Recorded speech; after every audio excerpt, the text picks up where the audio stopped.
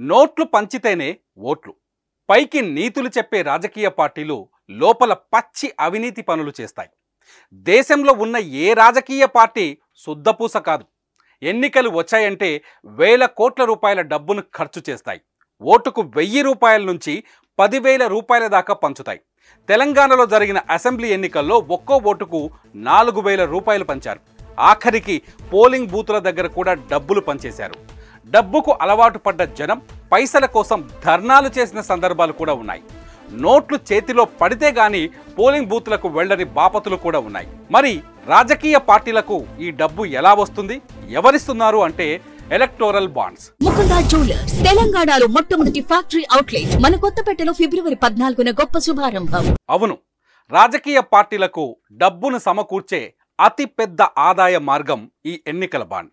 ఇప్పుడు ఈ ఎన్నికల బాండ్లు చెల్లవని చెప్పిన సుప్రీంకోర్టు తీర్పు ఎన్నికలకు ముందు దేశంలోని అన్ని రాజకీయ పార్టీలను చావుదెబ్బ కొట్టింది.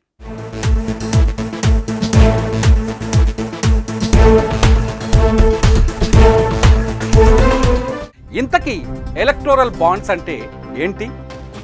ఎలక్టోరల్ బాండ్స్ అంటే రాజకీయ పార్టీలకు విరాళాలు అందించే ఒక ప్రామిసరీ నోట్ లాంటిది. మనం ఒక రాజకీయ పార్టీకి 1,00,000 రూపాయలు విరాళం ఇవ్వాలి అంటే నేరుగా డబ్బు ఇవ్వడానికి లేదు. కానీ మనం బ్యాంకుకు వెళ్ళి ఆ 1,00,000 రూపాయలను బ్యాంకులో చెల్లించి ఆ 1,00,000 రూపాయల విలువకు సమానమైన బాండును కొనుక్కోవాలి. ఆ బాండును తీసుకెళ్లి మనకు నచ్చిన రాజకీయ పార్టీకి అందించాలి. మనం ఇచ్చిన ఆ బాండును తీసుకెళ్లి సదరు రాజకీయ పార్టీలు మళ్ళీ బ్యాంకుకు అందజేస్తాయి. ఆ బాండును తీసుకున్న బ్యాంకులు మనమిచ్చిన 1,00,000 రూపాయలను సదరు పార్టీకి అప్పజెపుతాయి. ఈ ఎలక్టోరల్ బాండ్లు 1000 రూపాయల నుంచి 1 కోటి రూపాయల వరకు ఉంటాయి. మన దేశంలో కేవలం స్టేట్ బ్యాంక్ ఆఫ్ ఇండియా మాత్రమే ఆ బాండ్లను అమ్ముతోంది. ఈ బాండు పైన డబ్బు ఇచ్చే వ్యక్తి పేరు ఉండదు. అలాగే ఆ డబ్బు ఏ రాజకీయ పార్టీకి ఇస్తున్నారన్న సమాచారం కూడా ఉండదు. ఒక బాండు కొనుక్కొని మనం ఏ పార్టీకైనా ఇచ్చుకోవచ్చు. ఎలక్టోరల్ బాండ్లు ఎప్పుడు వచ్చాయి? రాజకీయ పార్టీలకు అడ్డగోలుగా ఫండ్స్ వస్తున్నాయి. ఆ డబ్బును తీసుకెళ్లి ఓటర్ల మీద పెట్టుబడి పెట్టి అధికారాన్ని కొనుగోలు చేస్తున్నాయి. అయితే పార్టీలకు అందే నిధుల్లో పారదర్శకత ఉండాలని 2018 జనవరి 2న మోదీ సర్కార్ ఈ ఎలక్టోరల్ బాండ్లను తీసుకొచ్చింది. రాజకీయ పార్టీలకు అందుతున్న డబ్బు లెక్కలను ప్రజలకు చెప్పాల్సిన అవసరం లేదని కేంద్ర ప్రభుత్వం ఆర్థిక చట్టం 2017కు సవరణ చేసి ఈ బాండ్లను ప్రవేశపెట్టింది. ఎలక్టోరల్ బాండ్లను తీసుకురావడం వల్ల బ్లాక్ మనీని అరికట్టవచ్చని అప్పుడు కేంద్ర ప్రభుత్వం చెప్పింది. ఈ బాండ్లను ప్రతి క్వార్టర్ ప్రారంభంలో అంటే జనవరి, ఏప్రిల్, జూలై, అక్టోబర్ నెలల్లో మొదటి 10 రోజులు మాత్రమే అమ్ముతారు.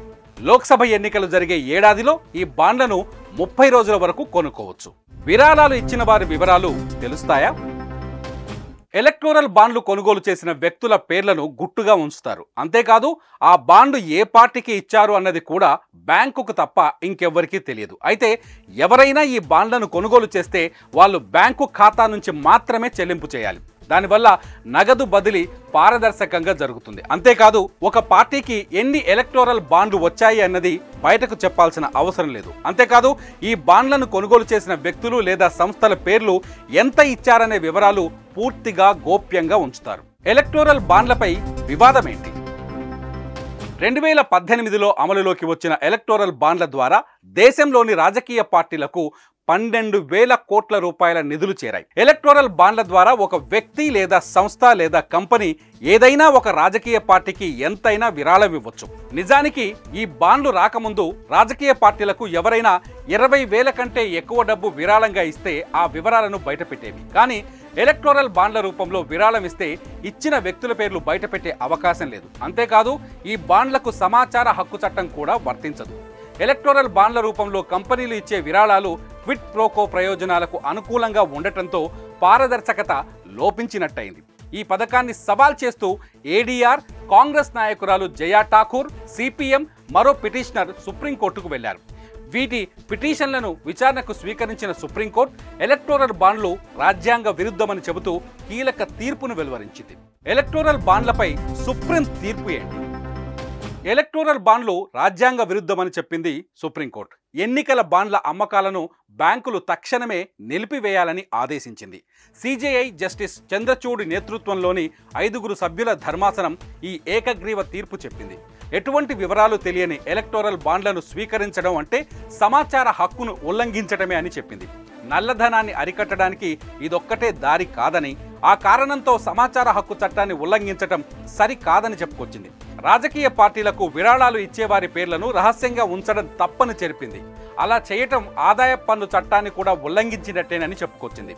2019 ఏప్రిల్ 12 నుంచి ఇప్పటి వరకు ఏ రాజకీయ పార్టీలకు ఎన్నికల బాండ్లు అందాయో ఆ వివరాలను మార్చి 6వ తేదీలోపు కేంద్ర ఎన్నికల సంఘానికి తెలియజెప్పాలని సూచించింది. అంతేకాదు ఎన్నికల కమిషన్ మార్చి 13లోగా రాజకీయ పార్టీల దగ్గరున్న ఎలక్టోరల్ బాండ్ల వివరాలను వెబ్సైట్లో పెట్టాలని సూచించింది. సుప్రీంకోర్టు తీర్పుతో ఏం జరగనుంది? అధికారంలో ఉన్న రాజకీయ పార్టీలకు విరాళాలు ఇచ్చేందుకు అనేక కంపెనీలు, సంస్థలు ముందుకు వస్తున్నాయి. ఎలక్టోరల్ బాండ్లు కొనుగోలు చేసిన వారి పేర్లు బయటకు రావు కాబట్టి అదుపు తప్పి అడ్డగోలుగా నిధులు మళ్లిస్తున్నాయి. అంతేకాదు ఎలక్టోరల్ బాండ్లను కొన్ని అధికారంలో ఉన్న రాజకీయ పార్టీలకు ఇస్తే బదులుగా సదరు అధికార పార్టీలు సదరు కంపెనీలకు పనులు చేసి పెడుతున్నాయి. సుప్రీంకోర్టు తీర్పుతో ఇప్పుడు ఏ కంపెనీ, ఏ వ్యక్తి ఏ రాజకీయ పార్టీకి ఎంత డబ్బు ఇచ్చారో బయటపడుతుంది. అంతేకాదు ఇచ్చిన ఆ డబ్బును రాజకీయ పార్టీలు ఎందుకు ఖర్చు చేశాయో కూడా లెక్క చెప్పాల్సి ఉంటుంది. దీంతో రాజకీయ పార్టీల బండారమంతా ఇప్పుడు బయటపడే అవకాశం ఉంది.